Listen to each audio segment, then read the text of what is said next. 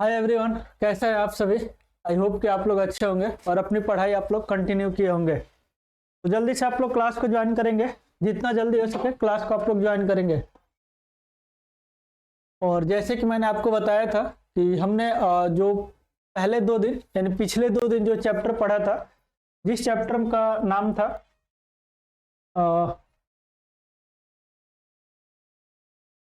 मानसिक स्वास्थ्य की अवधारणा और शरीर की स्वच्छता, हमने 2 चैप्टर पढ़ा था। आप लोग ध्यान देंगे, एक हमने पढ़ा था पहले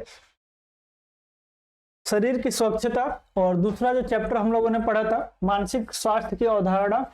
ठीक है, तो मैंने आपको बताया था कि इन दोनों चैप्टर से रिलेटेड जितने भी एमसीक्यूज होंगे यानी जितने भी संभावित एमसीक्यूज होंगे वो मैं आपको अगले दिन करा दूंगा। ठीक है, तो उसी के साथ हम आज वापस आए हैं और आज हम एमसीक्यूज ही करेंगे इन दोनों चैप्टर का। तो बाकी जितने भी लोग अभी तक नहीं आए जल्दी से क्लास को ज्वाइन करेंगे भाई। आप लोग जितना जल्दी हो सके क्लास को आप लोग ज्वाइन करेंगे। और आज हम स्टार्ट करते हैं एमसीक्यूज और इस चैप्टर से रिलेटेड जो हमारा पहला क्वेश्चन है, पहला क्वेश्चन देखते हैं। ये रहा पहला क्वेश्चन, मल मूत्र के उचित निपटारा न करने से निम्न विधियों द्वारा बीमारी फैलती है, एक को छोड़कर। यहाँ पे जो आपसे प्रश्न पूछा जा रहा है कि मल मूत्र को उचित निपटारा न करने से निम्न विधियों द्वारा बीमारी फैलती है, एक को छोड़कर, यानी इनमें से 3 के द्वारा बीमारी फैलती है, एक के द्वारा नहीं फैलती है। तो जिसके द्वारा नहीं फैलती है वही आपको आंसर करना है, वही बताना है। ऑप्शन ए है दूषित जल, ऑप्शन बी है दूषित खाद्य पदार्थ, ऑप्शन सी है दूषित मिट्टी, ऑप्शन डी है दूषित हवा। तो आप आंसर करेंगे जल्दी से, क्वेश्चन नंबर फर्स्ट का आंसर करेंगे। क्वेश्चन नंबर फर्स्ट का आप लोग जल्दी से आंसर करिए। मल मूत्र को उचित निपटारा न करने से निम्न विधियों द्वारा बीमारी फैलती है, एक को छोड़कर। दूषित जल, दूषित खाद्य पदार्थ, दूषित मिट्टी या दूषित हवा।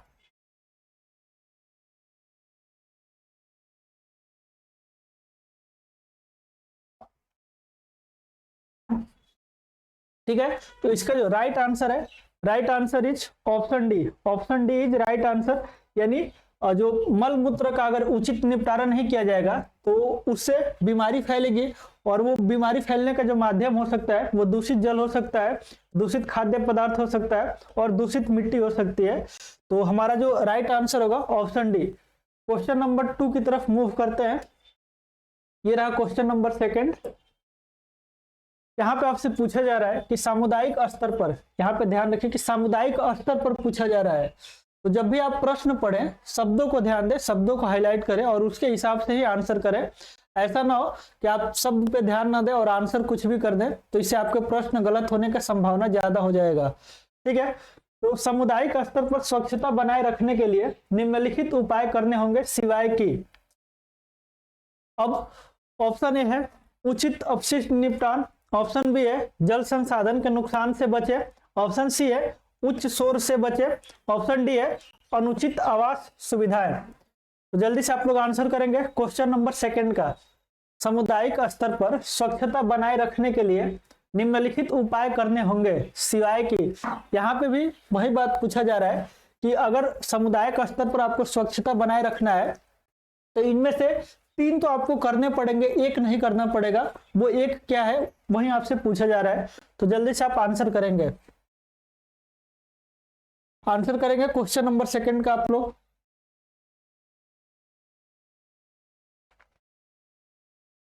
तो इसका जो राइट आंसर होगा, आंसर इज ऑप्शन डी उचित आवास सुविधा, यानी इम्प्रॉपर हाउसिंग। इसको हम इंग्लिश में कहते हैं इम्प्रॉपर हाउसिंग।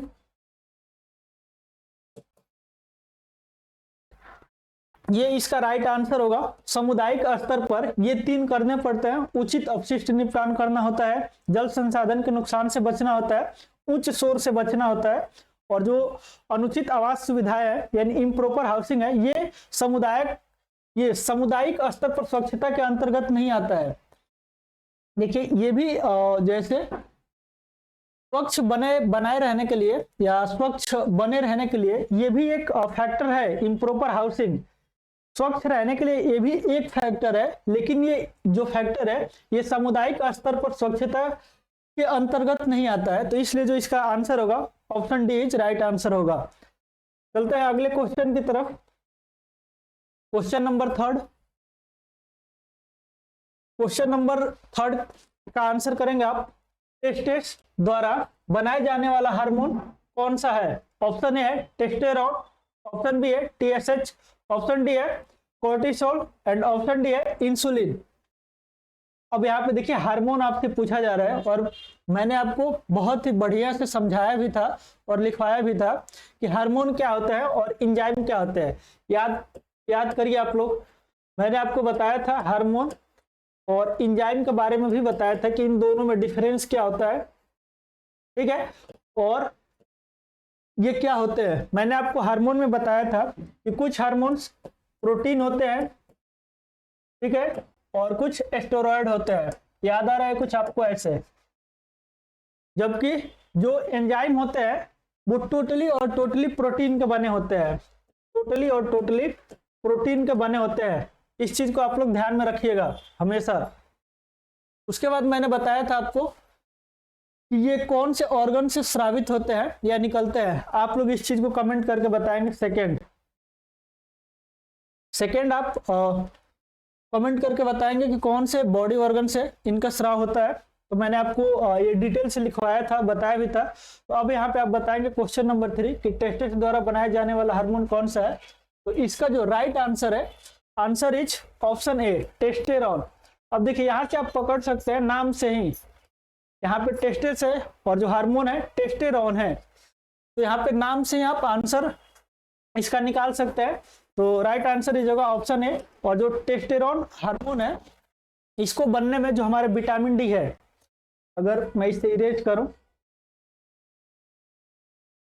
टेस्टेरोन के बनने में जो हमारा विटामिन डी है ये सहायता करता है या हेल्प करता है। ध्यान रखिएगा इस बात को। अगर टेस्टेरोन का संबंध किस विटामिन से है ये पूछा जाए आपसे प्रश्न में, तो आप आंसर करेंगे विटामिन डी। चलते हैं अगले क्वेश्चन की तरफ। Question number 4। क्वेश्चन नंबर 4 देखिएगा, लीवर में कार्बोहाइड्रेट किस रूप में संग्रहित होता है? बहुत ही आसान प्रश्न, मैंने हूबहू ये स्टेटमेंट आपको लिखवाया था, याद करिए। हूबहू ये स्टेटमेंट मैंने आपको कहा था कि आप ये पॉइंट नोट करिए, और वहीं पे यहाँ पे एमसीक्यूज में आ गया है कि लीवर में जो कार्बोहाइड्रेट है वो किस रूप में संग्रहित होता है, यानी स्टोर होता है। तो जल्दी से आप लोग आंसर करेंगे क्वेश्चन नंबर 4 का। क्वेश्चन नंबर 4 का आप लोग आंसर करेंगे।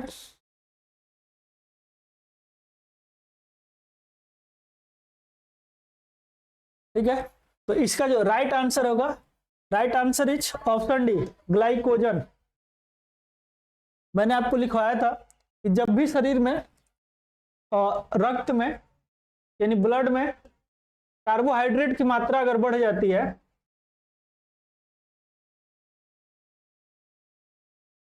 अगर कार्बोहाइड्रेट की मात्रा बढ़ जाती है तो जो हमारा लीवर है वो क्या करता है कि कार्बोहाइड्रेट को ग्लाइकोजन के रूप में कन्वर्ट करके और इसको स्टोर कर लेता है या संग्रहित कर लेता है, संचित कर लेता है, आप जो भी कहें वो सब सही है। यानी स्टोर करना, संग्रहित करना, संचित करना सब एक दूसरे के पर्यायवाची है। तो रक्त में अगर कार्बोहाइड्रेट की मात्रा अगर बढ़ जा रही है तो जो हमारा लीवर है इसको ग्लाइकोजन में कन्वर्ट करता है पहले, यानी ये ग्लाइकोजन में कन्वर्ट करेगा और उसके बाद उसको स्टोर कर लेगा। चलते हैं अगले प्रश्न की तरफ। Question number 5। क्वेश्चन नंबर 5 का आप आंसर करेंगे। स्वच्छ भारत मिशन, हूबहू डेट मैंने लिखवाया था। इसमें तो कुछ समझाने वाला भी नहीं है, कुछ बताने वाला भी नहीं है, क्योंकि ये आपको एकदम ये प्रॉपर हेडिंग के साथ मैंने पढ़ाया था। स्वच्छ भारत मिशन ये कब स्टार्ट हुआ था? जल्दी से आप लोग आंसर करेंगे, जितना जल्दी हो सके आंसर करिए। स्वच्छ भारत मिशन का आरंभ किया गया था। Right answer is option A. Option A is right answer. 2 अक्टूबर 2014 को जो हमारे प्रधानमंत्री जी थे, ठीक है, जो हमारे प्रधानमंत्री जी थे उनके द्वारा किया गया था। इस मिशन की शुरुआत। चलते हैं अगले प्रश्न की तरफ।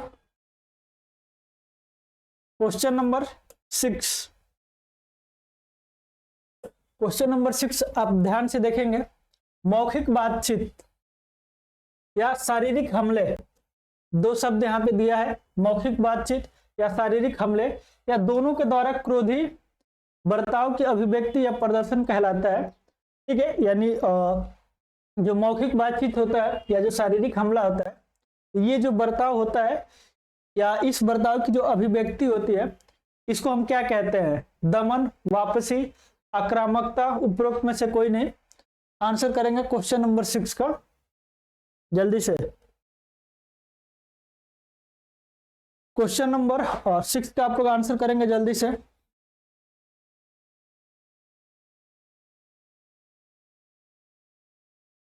That is right answer is option C, आक्रामकता, जिसको हम अग्रेशन कहते हैं। ठीक है ना, किसी व्यक्ति के लिए या किसी पर्सन के लिए हम ये वर्ड यूज करते हैं, शब्द यूज करते हैं कि बहुत ही एग्रेसिव आदमी है या बहुत ही क्रोधी आदमी है, तो उसी का ये पर्यायवाची है आक्रामकता। एग्रेसिव का हिंदी है ये आक्रामकता। ठीक है, चलते हैं अगले क्वेश्चन की तरफ। Question number 7। ध्वनि प्रदूषण से स्वास्थ्य के प्रतिकूल प्रभाव में निम्न में से सिगमंड फ्रायड का कौन सा, सॉरी यहाँ पे थोड़ा सा टाइपिंग एरर है, तो इस टाइपिंग एरर को हम इरेज करते हैं। ध्वनि प्रदूषण से स्वास्थ्य के प्रतिकूल प्रभावों में निम्न में से कौन सा नहीं है? ये यहाँ से यहाँ तक नहीं होगा, मैं इसको इरेज करने की कोशिश करता हूं। निम्न में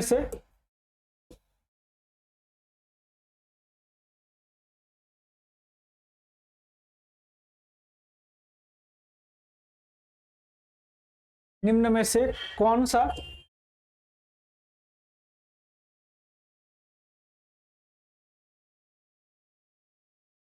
ये आपका जो प्रश्न है, ये आपका प्रश्न है, ध्वनि प्रदूषण से स्वास्थ्य के प्रतिकूल प्रभावों में निम्न में से कौन सा नहीं है?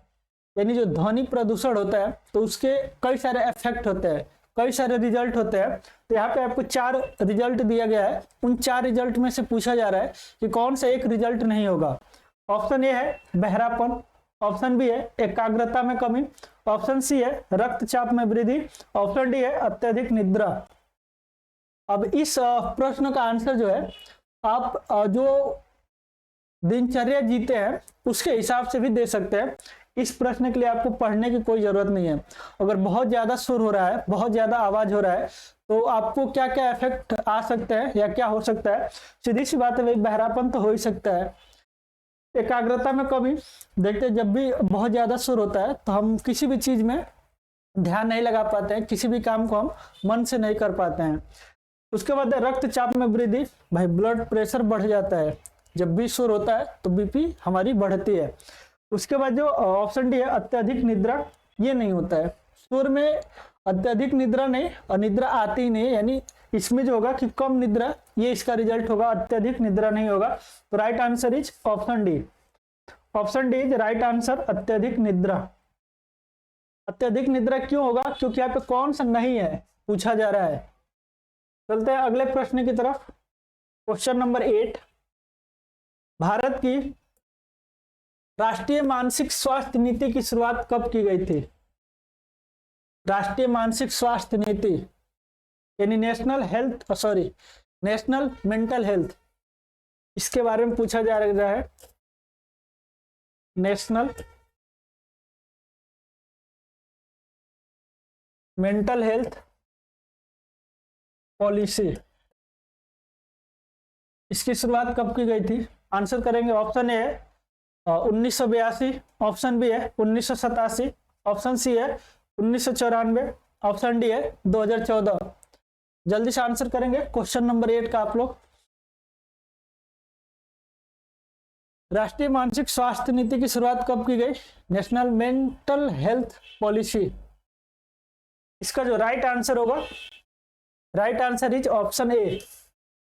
Option A is right answer. 1982 में नेशनल मेंटल हेल्थ पॉलिसी की शुरुआत की गई थी। ठीक है, चलते हैं अगले प्रश्न की तरफ। क्वेश्चन नंबर 9, मृत्यु के डर का दूसरा नाम क्या है? ये प्रश्न मैंने आपको करवाया भी था, अगर याद हो आपको, ये प्रश्न मैंने कराया था और इस प्रश्न का आंसर गलत नहीं होना चाहिए।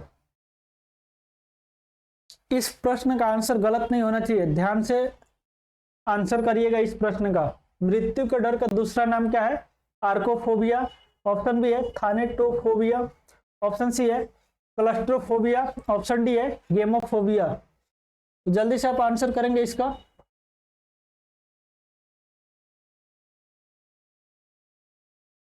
फोबिया कई प्रकार के होते हैं, तो उनमें से आपको 4 प्रकार का दिया गया है, उसमें से पूछा जा रहा है कि मृत्यु के डर का दूसरा नाम, यानी जब मृत्यु से डर लगने लगता है तो वो कौन सी बीमारी होती है? तो right answer is option B, option B thanatophobia. इसका सीधा संबंध इससे है। आर्कोफोबिया क्या होता है? याद है आप लोगों को, कल ही बताया था। इसमें क्या होता है कि पसीने बहुत ज्यादा आते हैं, पसीने बहुत ज्यादा आते हैं, जो दिल की धड़कन होती है, दिल की धड़कन ये बहुत ज्यादा बढ़ जाती है। और ये बीमारी, मतलब इस बीमारी से पीड़ित जो व्यक्ति होता है वो ऊंचाई पे जाने से डरता है, ऊंचाई पर जाने से डरता है। अगर आप लोगों को लिखना है तो लिख सकते हैं, और नहीं तो मैंने कल ही आपको थ्योरी वाली क्लास में बताया था कि आर्कोफोबिया क्या होता है। क्लस्ट्रोफोबिया के बारे में मैंने आपको बताया था, याद आ रहा होगा। इसमें बंद एवं सीमित जगह, सीमित जगह से व्यक्ति को डर लगता है, सीमित जगह, सीमित जगह से व्यक्ति को डर लगता है। याद हो, याद नहीं अगर आ रहा है आप लोगों को तो बहुत ही विचारणीय समस्या है। सीमित जगह से व्यक्ति डरता है, यानी अगर सपोज करिए कि ये बीमारी अगर मुझे है, तो अभी जहाँ पे मैं आपको पढ़ा रहा हूँ ये एक बंद कमरा है, एक छोटा सा कमरा है, तो इस कमरे में मुझे डर लगने लगेगा अगर इस बीमारी से मैं पीड़ित हूँ तो। सबसे इंटरेस्टेड बीमारी, और जो आप लोगों के, आप लोग कई लोग इससे पीड़ित हो सकते हैं, दैट इज गेमोफोबिया। मैं इसको अभी इरेज कर रहा हूँ। गेमोफोबिया से कई लोग पीड़ित हो सकते हैं। अब आप पूछेगो कैसे? भाई ये वही बीमारी है जो आजकल एक दूसरे का दिल तोड़ने पे होता है। क्या होता है इसमें? होता है कि जो व्यक्ति है किसी भी व्यक्ति के प्रति, यहाँ पे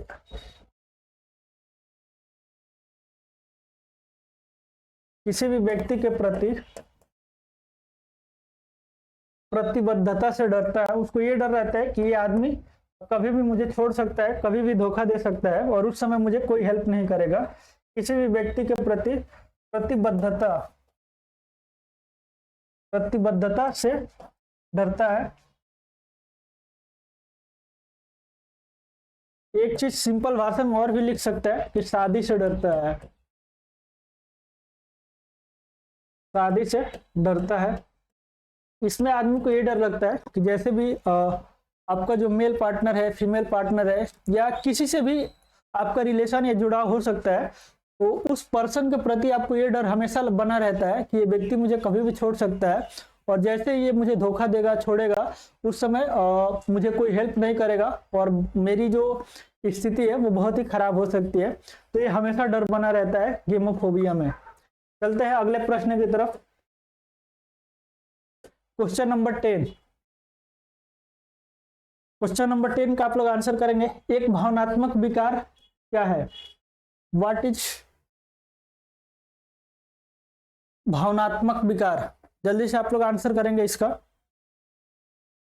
एक भावनात्मक विकार क्या है? ऑप्शन ए ध्रुवीय विकार, ऑप्शन बी है दुर्वृत्ति चिंता विकार, ऑप्शन सी है खंडित मानसिकता, ऑप्शन डी है मनोदैहिक विकार।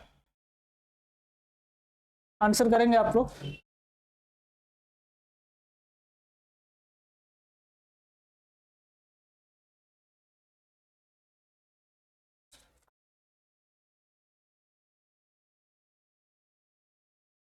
इसका जो राइट आंसर है, right answer is option A, द्वि द्विध्रुवी विकार।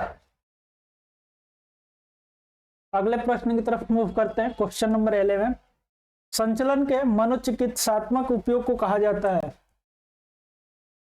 संचलन के मनोचिकित्सात्मक उपयोग को कहा जाता है। ऑप्शन ए संगीतीय चिकित्सा, ऑप्शन बी है नृत्य चिकित्सा, ऑप्शन सी है मनोरंजन चिकित्सा और ऑप्शन डी है आराम चिकित्सा। तो जल्दी से आप लोग आंसर करेंगे इसका। आंसर करेंगे क्वेश्चन नंबर 11 का। संचलन के मनोचिकित्सात्मक उपयोग को कहा जाता है संगीतीय चिकित्सा, ऑप्शन बी है नृत्य चिकित्सा, ऑप्शन सी है मनोरंजन चिकित्सा, ऑप्शन डी है आराम चिकित्सा।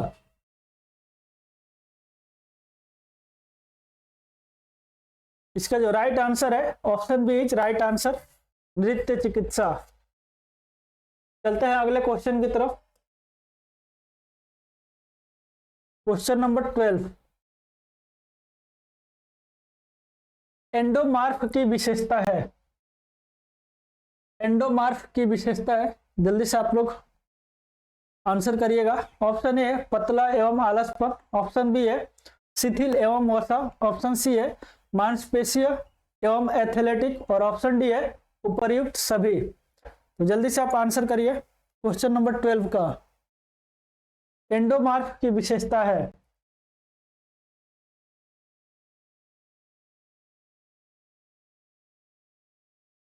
आंसर करिए आप लोग जल्दी जल्दी से। एंडोमार्फ की विशेषता है पतलापन एवं आलसपन, शिथिल एवं वसा, ऑप्शन सी है मांसपेशीय एवं एथलेटिक, ऑप्शन डी है उपर्युक्त सभी। Right answer is option B. Option B is right answer, शिथिल एवं वसा। क्वेश्चन नंबर 13 देखते हैं। खिलाड़ियों के बीच फ्रस्ट्रेशन का कारण होता है। खराब प्रदर्शन का परिणाम, ऑप्शन बी है आकांक्षा और योग्यता के स्तर के बीच तालमेल न बैठ पाना, ऑप्शन सी है अच्छे प्रदर्शन का परिणाम और ऑप्शन डी है उपर्युक्त सभी। आंसर करिएगा आप लोग जल्दी से। खिलाड़ियों के बीच फ्रस्ट्रेशन का कारण होता है खराब प्रदर्शन का परिणाम, आकांक्षा और योग्यता के स्तर के बीच तालमेल न बैठ पाना, अच्छे प्रदर्शन का परिणाम और उपर्युक्त सभी।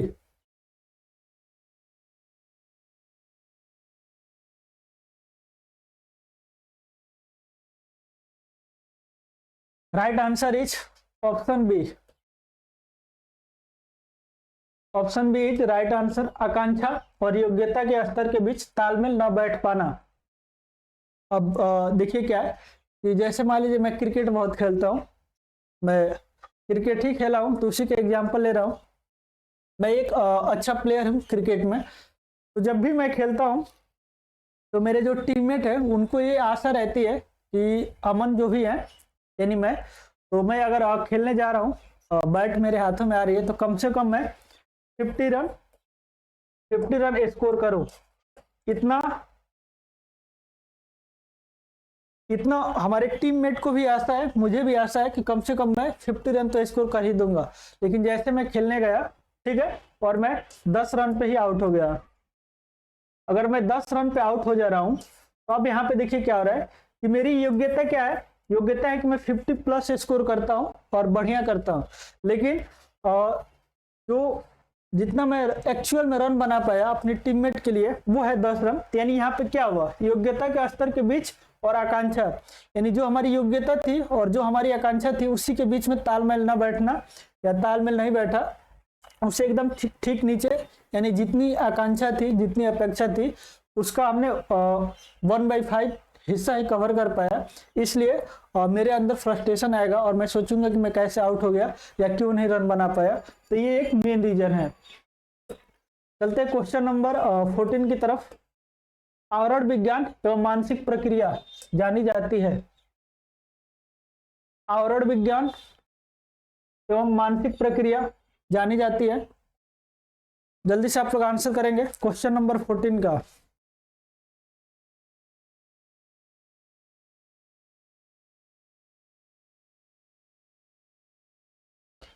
आवरण विज्ञान, यानी यहाँ पे आपके बिहेवियर की बात किया जा रहा है, व्यवहार।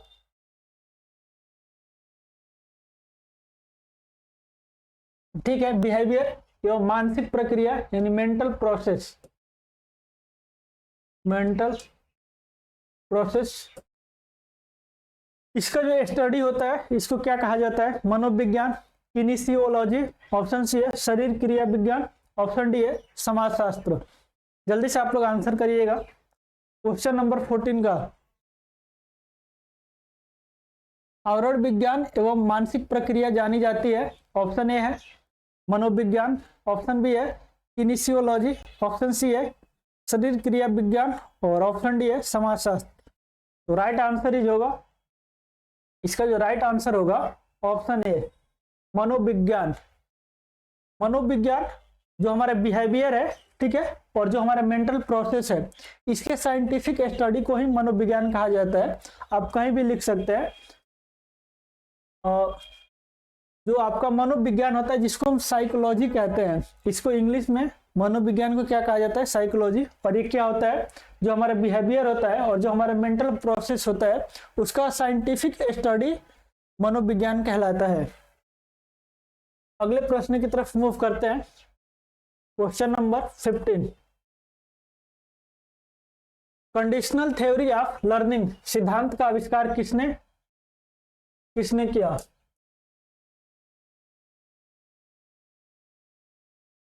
प्लेटो, पावलो, ऑप्शन सी है जुगोनर, ऑप्शन डी है यांडिक।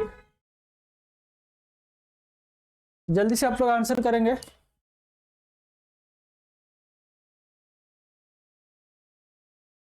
कंडीशनल थ्योरी ऑफ लर्निंग सिद्धांत का आविष्कार किसने किया? प्लेटो, पावलो, जुगोनर, यांडिक।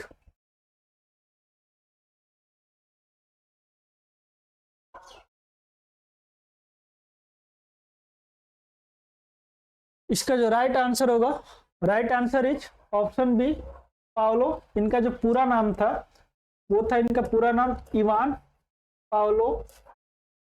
ध्यान रखिएगा आप लोग, इवान पावलो। ये कहाँ से थे? किस कंट्री के? रूस के फिजियोलॉजिस्ट थे।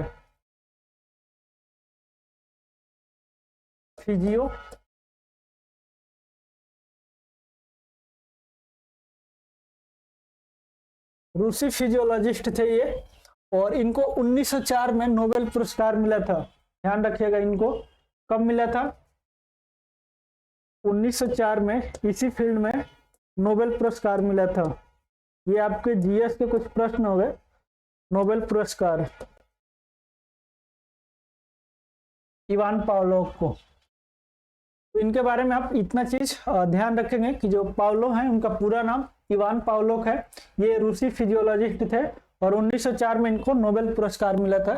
ये 2-3 पॉइंट आप इनके बारे में ध्यान रखेंगे। चलते हैं अगले प्रश्न की तरफ। प्रश्न संख्या 16, क्वेश्चन नंबर 16।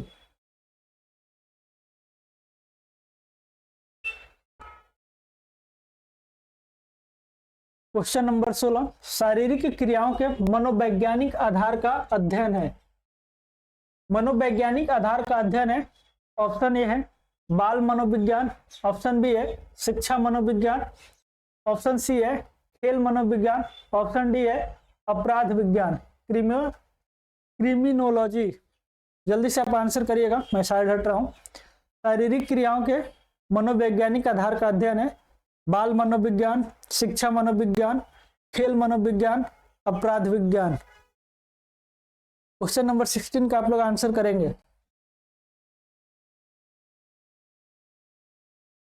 यहाँ पे आप केवल प्रश्न पढ़ के ही आंसर कर सकते हैं। दैट इज, इस शब्द को पकड़िए और आंसर दीजिए। शारीरिक क्रियाओं, इस प्रश्न को यानी इस शब्द को पकड़िए और आंसर करिए आप लोग जल्दी से। शारीरिक क्रियाओं के मनोवैज्ञानिक आधार का अध्ययन है। बाल मनोविज्ञान, शिक्षा मनोविज्ञान, खेल मनोविज्ञान, अपराध विज्ञान।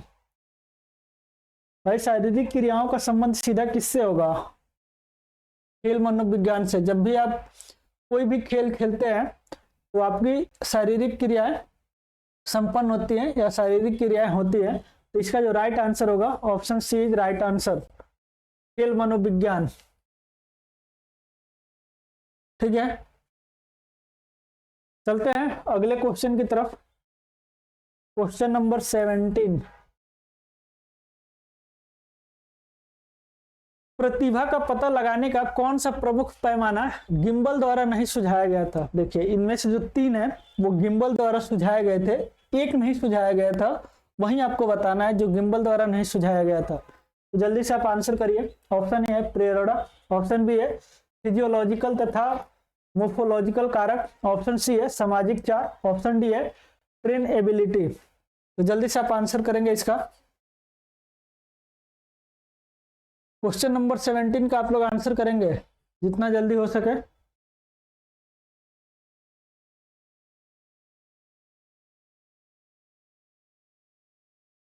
प्रतिभा का पता लगाने का कौन सा पैमाना गिम्बल द्वारा नहीं सुझाया गया था। ऑप्शन ए है प्रेरणा, ऑप्शन बी है फिजियोलॉजिकल तथा मेफोलॉजिकल कारक, ऑप्शन सी है सामाजिक चार एंड ऑप्शन डी है ट्रेन एबिलिटी। जल्दी से आंसर करिए क्वेश्चन नंबर 17 का।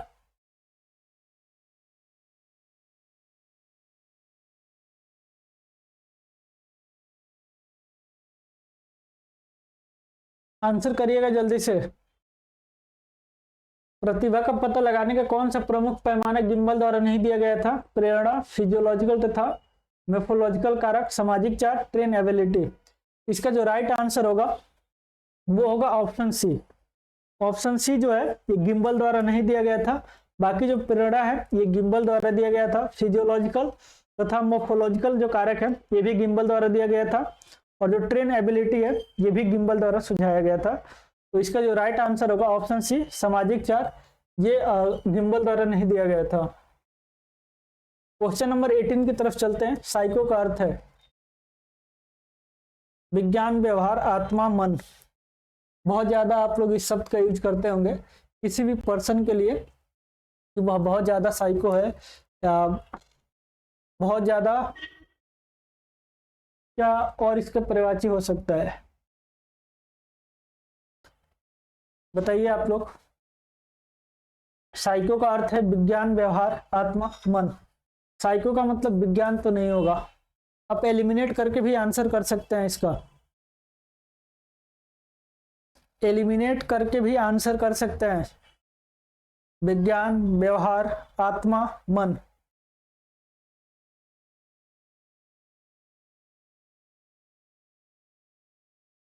व्यवहार, बिहेवियर भी नहीं होगा। आत्मा और मन इन दो में से कुछ पे आपका 50-50% जाएगा, उसमें आपका मन भी नहीं होगा, ध्यान रखिएगा। इसका जो राइट आंसर होगा आत्मा, राइट आंसर इज आत्मा, option C is right answer. Psycho का अर्थ होता है आत्मा। चलते हैं अगले क्वेश्चन की तरफ। क्वेश्चन नंबर 19, सिगमंड फ्रायड को निम्नलिखित में से किस एक सिद्धांत का पिता कहा जाता है। अभिप्रेरणा का सिद्धांत, मनोविश्लेषण का सिद्धांत, संघवाद का सिद्धांत और समांतरवाद का सिद्धांत। आंसर करेंगे आप लोग जल्दी से। और सिगमंड फ्रायड बहुत ही प्रसिद्ध व्यक्ति हैं, अगर आप लोगों ने अभी तक इनका नाम नहीं सुना है तो थोड़ा सा अचंभित होने वाली बात है, क्योंकि आपके फील्ड का जितने भी नर्स और डॉक्टर हैं तो उस फील्ड में इनका नाम तो कम से कम जरूर आना चाहिए, सिगमंड फ्रायड का। जल्दी से आंसर करिए। अभिप्रेरणा का सिद्धांत, मनोविश्लेषण का सिद्धांत, संघवाद का सिद्धांत, समांतरवाद का सिद्धांत। सिगमंड फ्रायड कहाँ के थे आप लोग बताएंगे। अगर आप लोगों को पता है कि सिगमंड फ्रायड किस कंट्री से बिलोंग करते थे। सिगमंड फ्रायड जिस कंट्री से बिलोंग करते थे उस कंट्री का नाम है ऑस्ट्रिया। ऑस्ट्रेलिया नहीं, आप लोग इसी चीज में कंफ्यूजन हो जाते होंगे। ऑस्ट्रिया ये एक यूरोप महाद्वीप का एक देश है, यूरोप महाद्वीप का एक देश है। आज पता नहीं आपको पता होगा कि नहीं, आप ध्यान रखिएगा। इसकी कैपिटल कहाँ है? वियना। वियना कन्वेंशन का नाम आप लोग सुने होंगे, अगर आप लोगों ने जीके जीएस पढ़ा होगा तो वियना कन्वेंशन का नाम सुना होगा। तो ये ऑस्ट्रिया की राजधानी है वियना, और वियना में ही इनकी सारी शिक्षा दीक्षा हुई थी, यहीं से इन्होंने एमडी किया था सिगमंड फ्रायड साहब ने। और इनके बारे में एक विशेष स्टोरी है, विशेष स्टोरी, मैंने स्टोरी नहीं कहा, इनका एक प्रसिद्ध रिसर्च है। और रिसर्च ये है कि सबसे पहले इन्होंने एक चीज बताई थी, और वो चीज मैं आपको बता रहा हूँ। हालांकि जब ये चीजें मैं बता रहा हूँ आपको तो ध्यान रखिएगा, ये बस मैं आपको क्लास में ही बता रहा हूँ, ये आप अपने आप तक ही सीमित रखिएगा, किसी बाहर को मत बताइएगा, और उसको किसी बाहर के लोगों को एजुकेशन देने की जरूरत भी नहीं होगी आपको। इन्होंने कहा था कि जो लड़का होता है उसका जो पहला प्यार होता है उसकी माँ होती है, और जो बेटी होती है, ठीक है, यानी जो बेटी जन्म लेती है उसका जो सबसे पहला प्यार होता है वो उसका पिता होता है। तो आप मेरे से क्वेश्चन कर सकते हैं कि इसमें कौन सा डाउट है? बात तो ठीक है कि हाँ, एक लड़के का सबसे पहला प्यार उसकी माँ होती है, और एक बेटी का सबसे पहला प्यार उसके पिता होते हैं। लेकिन इन्होंने कहा कि आप जैसे हम सोच रहे हैं या आप सोच रहे हैं वैसे नहीं, इन्होंने फिजिकल कांटेक्ट यानी यौन संबंध की दृष्टि से कहा था कि हमारी जो सोसाइटी है वो एक बाप और एक बेटी के बीच दीवार बन के खड़ी है, या एक माँ और एक बेटे के बीच में दीवार बन के खड़ी है। जैसे हमारी जो इंडियन सोसाइटी है तो उसमें पहले जैसे पैदा होते ही लड़के को ये सिखा दिया जाता है कि ये माँ है, और ये मतलब माँ है और ये हमारी पूजनीय है। तो हमारा जो कल्चर है, कल्चर में एक बहुत बड़ा दीवार है, वहां पे खास करके इंडिया में एक बाप और बेटी के बीच एक दीवार खड़ी हो जाती है, और जैसे कह दीजिए कि सोशल रूल या जो सोसाइटी हमारी है वो एक दीवार खड़ी कर देती है, एक जो बेटा है और एक जो उसकी माँ है उसके बीच एक दीवार खड़ी कर दी जाती है। और इसका लॉजिक उन्होंने बहुत सारा दिया, ठीक है, और लॉजिक में उन्होंने कई बातें प्रूफ की कि अगर एक जो माँ होती है और जो एक बेटा होता है, उन्होंने कुछ एक स्टोरी दिया था कि एक राजा थे और वो राजा की शादी हुई और एक रानी थी उनकी। तो क्या हुआ कि राजा और उस रानी से एक बच्चा पैदा हुआ, और जैसे बच्चा पैदा हुआ तब तक जो रानी है उसको राजा ने छोड़ दिया, और रानी को मतलब अपने राज्य से निकाल दिया। अब रानी निकल जाती है, कहानी कुछ इस टाइप की है, ये एक्चुअल शायद सिगमंड फ्रायड ने इसको प्रूफ किया था। और जब बच्चा हुआ था वो आगे चलकर उस राज्य का उत्तराधिकारी बनता है, और वो अपने राज्य से कहीं बाहर निकलता है तो उसको एक लड़की दिखती है और उससे उसको प्यार होता है, और वो उससे शादी करता है। शादी करने के बाद उसको पता चलता है कि जो एक्चुअल में जिस औरत से उसने शादी किया है वो उसकी माँ है। ये एक लॉजिक है, बाकी कई सारे उन्होंने लॉजिक दिए, और ये सारे लॉजिक इन्होंने फिजिकल कांटेक्ट के थ्रू दिया, यानी यौन संबंध के लॉजिक से दिया कि एक बाप और बेटी के बीच जो माइंड वगैरह होता है उसमें यही सब चलता है, एक बेटे और एक माँ के बीच भी यही चलता है। और उन्होंने कहा कि इसलिए आप देखते होंगे कि एक बेटी का झुकाव एक बाप की तरफ बहुत ज्यादा होता है, और एक माँ की झुकाव अपने बेटे की तरफ बहुत ज्यादा होता है। तो ये इनका कुछ सिद्धांत है जो बहुत ही फेमस सिद्धांत है, और इसलिए ये बहुत ही फेमस व्यक्ति हैं इस मामले में। और ये जितनी भी चीजें मैंने आपको बताया ये मैं नहीं बता रहा हूँ, इन्होंने बताया था, ध्यान रखिएगा। ये जितनी भी बातें बताया मैं नहीं बता रहा हूँ, सिगमंड फ्रायड ने बताया था। तो आप इनको जो भी करना होगा कर सकते हैं। अगर आपको इनके बारे में पढ़ना है तो इनकी बुक आती है, बहुत ही फेमस बुक है, एग्जैक्ट मुझे अभी नाम नहीं याद आ रहा है। उनके बारे में आप मतलब आपकी जब जॉब हो जाए तो इनके बारे में आप जरूर पढ़ें। चलिए, स्टोरी बहुत ज्यादा हो गई, आंसर मैंने नहीं दिया, answer is B, option B is right answer, मनोविश्लेषण का सिद्धांत। चलते हैं अगले क्वेश्चन की तरफ।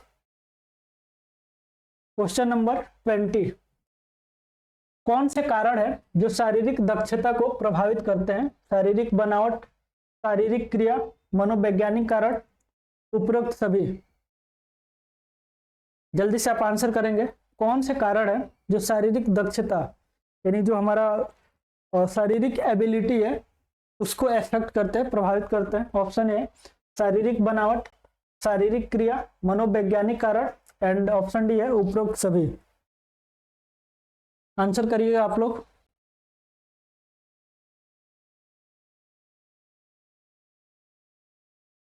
Right answer is option D, उपरोक्त सभी। देखिए यहाँ पे आपसे बात पूछा जा रहा है शारीरिक दक्षता, यानी अगर मेरी शारीरिक बनावट ठीक से नहीं है तो मेरी शारीरिक दक्षता जो है वो कम होगी। अगर मेरी जो शारीरिक क्रिया है वो भी सही नहीं है तो भी कम हो सकती है, अगर बढ़िया है तो ये बढ़ सकती है। मनोवैज्ञानिक कारण भी, यानी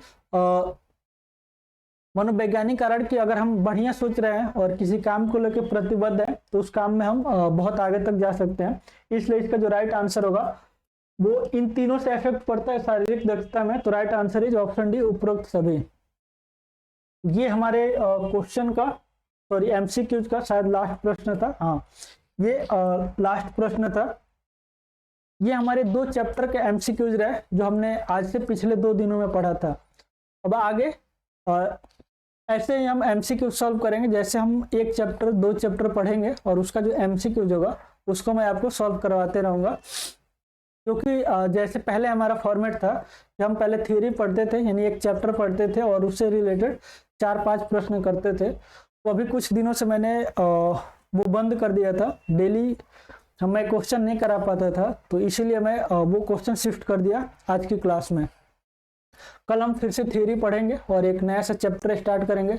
तब तक आप लोग अपनी पढ़ाई कंटिन्यू रखिए और मन लगा के पढ़ते रहिए। कोई डाउट हो तो आप पूछ सकते हैं। ठीक है, thank you so much again. मिलते हैं कल शाम 5 बजे आप लोगों से। तब तक अपने स्वास्थ्य का आप लोग ध्यान रखेंगे और पढ़ते रहेंगे मन लगा के।